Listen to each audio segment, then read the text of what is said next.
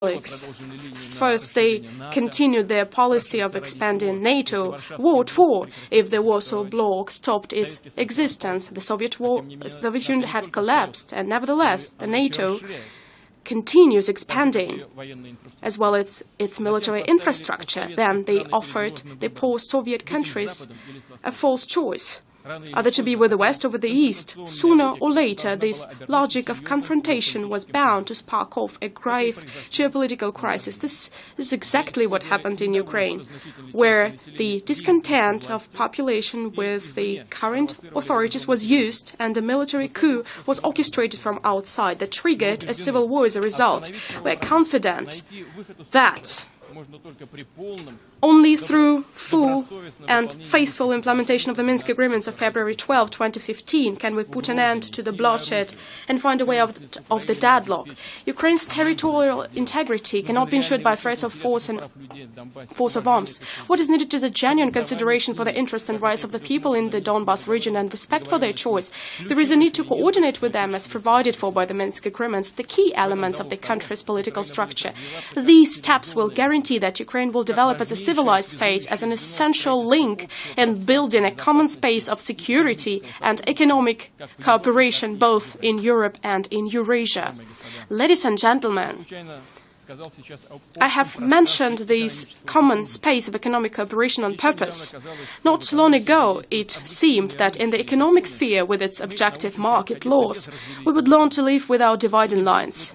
We would build on transparent and jointly formulated rules, including the WTO principles stipulating the freedom of trade and investment and open competition. Nevertheless, today, unilateral sanctions circumventing the UN Charter have become almost commonplace. In addition to pursuing political objectives, these sanctions serve as a means of eliminating competitors.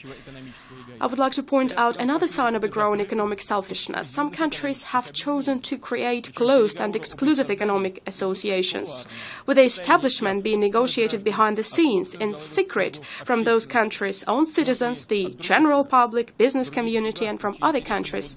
Other states whose interests may be affected are not informed of anything either.